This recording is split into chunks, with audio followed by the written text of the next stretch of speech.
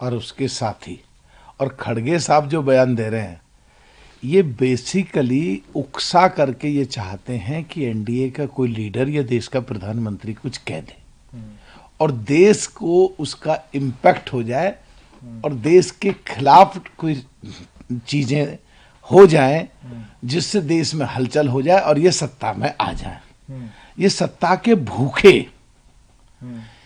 ये नहीं समझते कि आज की तारीख में जो कूटनीति, राजनीति, विदेश नीति और पूरे संसार के स्तर की नीति के अनुसार वॉच करके, और जब यूएस का राष्ट्रपति हमारे देश के प्रधानमंत्री की तारीफ भी कर रहे हों, तो ये क्या चाहते हैं कि भड़क के कुछ बयान दे दें और नुकसान हो जाए देश का। माना ये हार गए, थक गए, टूट गए, बिखर गए, हर जगह हार गए, तो क्या ये खिलाफत में यहां तक आ गए कि हार की बौखलाहट में देश के खिलाफ तक जाने लगे? हमारे देश के प्रधानमंत्री और एनडीए की सरकार इतनी सक्षम है सब चीजों को बहुत शालीनता से संभाल के, जिन देशों में पहले बिजनेस नहीं हो रहा था उनमें 40 देशों में अलग कर लिया और आने वाले समय में यूएस के साथ बिल्कुल बढ़िया सेटलमेंट हो जाएगा। और ये सो कॉल्ड इंडिया गठबंधन के भूखे हार से सताए हुए लोग, बौखलाए हुए लोग देखते रह जाएंगे ऐसे ही। रिपोर्ट की गई है पिछले 18 दिनों में और कहीं ना कहीं जो है वो किराने का शॉप चलाता था, उसे टारगेट पे लिया गया और उसे मारा गया।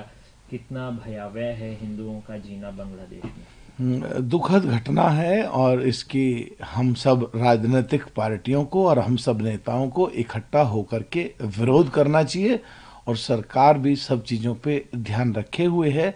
इसमें देश की नीति, राजनीति, विदेश नीति, कूटनीति, संसार स्तर पे नीतियां, सारी चीज़ों को भांपकर सरकार नज़र रखे हुए है और आने वाले समय में सब ठीक हो जाएगा। इन संदर्भ में महाराष्ट्र के मुख्यमंत्री देवेंद्र फडणवीस ने कहा है कि अभी मैं पानी पी रहा हूं लेकिन चुनाव में विरोधियों को पानी पिला दूंगा। कैसे देखते हैं इस स्टेटमेंट को? कहीं ना कहीं तगड़ी चुनौती बीजेपी जो है तमाम जो लोग गठबंधन में हैं उनको दे रहे हैं। देखिए, सो कॉल्ड इंडिया गठबंधन में जितनी भी पार्टियां हैं पूरे देश में 2024 में वो हारे 25 में जितने भी प्रदेशों में चुनाव हुआ वहां वो हारे और अब 26 में जो स्थानीय निकाय के चुनाव, ये जो नगर निगम के चुनाव महाराष्ट्र में हो रहे हैं, उसमें आपस में ये सो कॉल्ड इंडिया गठबंधन पूरी तरह बिखर गया और उसी तरह हारेगा जैसे पहले चुनाव में हर जगह हारते आए हैं। तो जो कहावत है कि पानी पिला दूंगा, तो जो वहाँ की सीएम ने जो कहा है कि अभी तो मैं पानी पी रहा हूँ और चुनाव में सबको पानी पिला दूंगा, उनका मतलब है कि मैं आराम से बैठा हूँ और अब सबको इनको हरा करके फिर दोबारा दिखाऊंगा महाराष्ट्र में। सर, स्टेटमेंट है भारतीय जनता पार्टी और उनके नेता जो हैं वो दादागिरी कर रहे हैं, अपने परिजनों को, अपने रिलेटिव्स को टिकटें दे रहे हैं और दूसरी तरफ जो उनके खिलाफ खड़ा हो रहा है उन्हें धमका रहे हैं, डराया जा रहा है। उन्होंने आरोप लगाया महाराष्ट्र के असेंबली के स्पीकर के खिलाफ भी। उन्होंने कहा है कि ये लोकतंत्र की हत्या है, यही अगर ये रोका नहीं तो लोकतंत्र जो है वो खत्म हो जाएगा। चौहान साहब को पहले बहुत गंभीरता से लेते थे जो वो चीफ मिनिस्टर थे और काम भी ईमानदारी से उस समय करते थे। उसके बाद चारों तरफ पूरे देश में जो कांग्रेस की हार हुई है, जब ये कांग्रेस के जितने भी सीनियर नेता घर बैठे हैं, अगर राजनीतिक भाषा में कहो तो एक ठप हो गए, दिमाग इनका काम करना बंद कर दिया। और पिछले दिनों इन्होंने पाकिस्तान को भी जीता हुआ बताया था, पूरे देश में इनकी कड़ी आलोचना हुई थी। तो अब ये क्या बोल रहे हैं क्या नहीं बोल रहे हैं, लोग इन्हें गंभीरता से नहीं ले रहे।